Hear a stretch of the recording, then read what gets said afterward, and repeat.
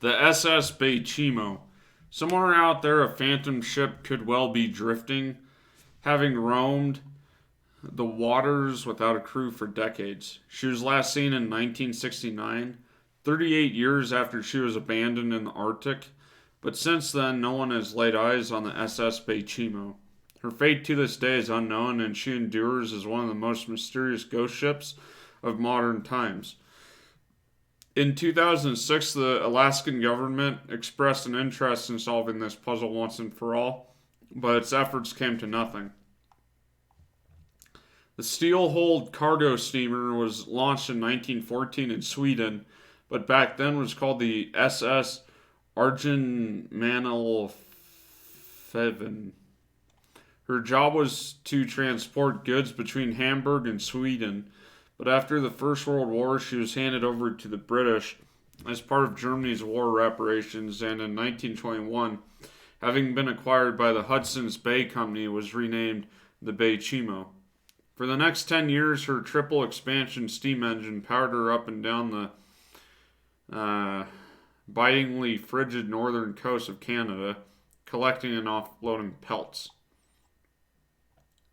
Then on October 1st, 1931, her life as a ghost ship inched closer when, on a trip to Vancouver, she became stuck in pack ice near the Alaskan town of Barrow, the 11th northernmost community in the world. The crew abandoned her for a couple days while they warmed up in Barrow, then returned to find her floating free from her sub-zero prison. But the 1,300-ton vessel became stuck fast again on October 8th, and Hudson's Bay Company decided to rescue its employees from the grip of the perilously icy environment. In all, 22 were retrieved, but 15 were very hardy sailors, including the captain, that decided to stay despite the punishing weather, and they built a wooden shelter nearby and dug in for the winter. Then, after a blizzard hit on November 24th, the Baychimo disappeared.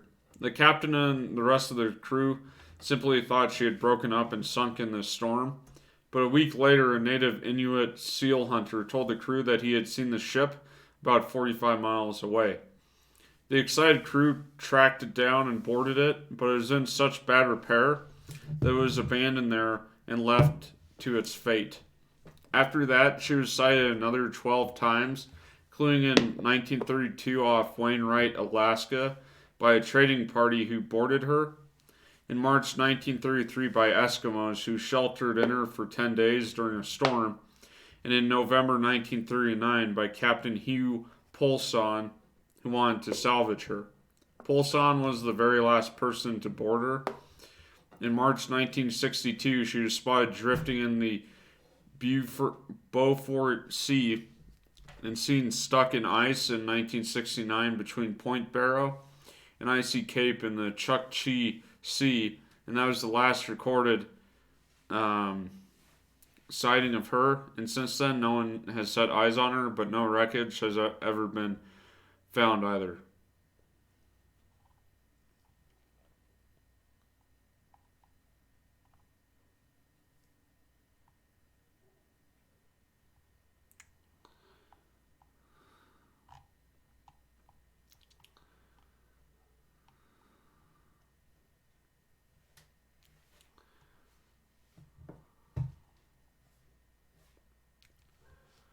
So, workers for the Hudson Bay Camp Company abandoned the Baychimo just offshore near Wainwright 85 years ago. Um, Following the ice capture of the Baychimo, the captain and 14 men built a wooden hut on the sea ice to keep track of the ship. 1 month later, they weathered a great windstorm in that shelter, and when they peered out of the storm, it was gone. The Hudson Bay men figured the ship had sunk. Most of them returned to Vancouver, but the Baychimo was not at the bottom of the Beaufort Sea. A few weeks later, Inuit hunters saw the Baychimo floating near Skull Cliff, south of Barrow. 6 months later, in March 1932, a trapper on a dog sled journey from Herschel Island to Nome saw the ship in the ice on the Beaufort Sea, and he boarded it before continuing on to his ship. Coastal natives were the last to mention seeing the ship in 1969 when a group saw the Baychimo in the ice between Icy Cape and Barrow, and more than a century after, it was built and 85 after it was abandoned. The Baychimo may still be floating somewhere north of Alaska, and last fall, archaeologist Josh Ruther was looking through collections of the University of Alaska. He wanted to photograph items and use the slides for a class he was teaching. He pulled a drawer that contained an ulu, copper knife, and other objects, and he noticed a label next to them taken from the Baychimo. Ruther knew of the ghost ship, but didn't know his office was a few hundred feet from items salvaged from it. And those things included a blubber pounder made of musk ox horn, a skin scraper, and scissors fashioned from antlers with steel blade inserts. How did the artifacts get to the Baychimo? Ruther called fellow archaeologist Jason Rogers, an expert on maritime history, to ask what the chances were that the items could be from the ghost ship. Rogers and Ruther did some detective work and found this, that a Canadian filmmaker in 1930 spent a year in Canada's Western Arctic to make a movie of the life of, quote, copper Eskimos who had little contact with outsiders, and he caught a few rides on the Baychimo during which he left crates of gear and ethnological specimens. He flew back to Ottawa before the ship got trapped. In 1933, the crew of the Trader heard of a Baychimo sighting as they were anchored off Wainwright, and they sailed out to the Baychimo, tied lines to it, and tried to tug it free, but it remained fused on the ice pack. But the crew took what they could, including Finney's artifacts. 1 year later, a member of the Trader gave the 14 items to Otto Geist. And upon his return to Fairbanks, Geist brought the artifacts to the museum. And there they sat for decades. The items saw the light of day for the first time in many years last fall when Ruther opened the drawer. He and Rogers then unraveled a small mystery straight from the belly of Alaska's ghost ship. Built in 1914 in Sweden, the Baychimo was used for trading routes between Hamburg and Sweden, the war reparations.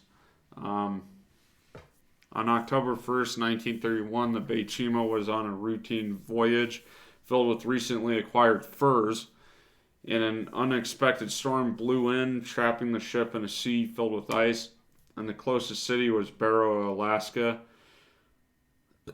So the captain and crew had to stay inside the trapped ship where they hoped to wait out the storm. By October 15th, the ship remained locked in the ice, so 15 of the crew were airlifted to safety, where the captain and 14 other crew members made a temporary camp on the ice near the stranded ship. The terrible weather continued to pound on the crew, and the temporary camp went on for weeks. A fierce blizzard hit the area, and the snow was so heavy that the campers could no longer see the Baychimo, which was still trapped in the ice. The following morning, the ship had vanished, and the remaining crew made their way back to civilization. Less than a week later, however, a hunter told the captain that the Baychimo could not have sunk, as he had seen it just floating in the icy waters almost 50 miles from the location where it had been abandoned. The captain was somewhat reluctant to battle the snow to try and find the ship, but he gathered his crew and indeed found the Baychimo in the location that the hunter had described. The ship looked to have sustained significant damage, and so the captain feared it wouldn't be seaworthy for much longer and would soon break apart and sink. So the crew gathered the cargo of fur and had everything airlifted out of the area. And that's where you think that the story would end, but it didn't. Over the years, residents of the area and other ships have spotted the empty SS Baychimo numerous times, gliding silently across the Arctic waters, drifting from one location to another, totally intact. In March of 1933, some Eskimos trapped by a storm took shelter in the Baychimo for a week till the weather improved enough to journey back to their homes. In November of 1939, another ship came close enough to the Baychimo that they were able to board the abandoned ship, and due to the approaching ice floes, the captain did not have time to bring it back to port, although he did report the empty ship's location.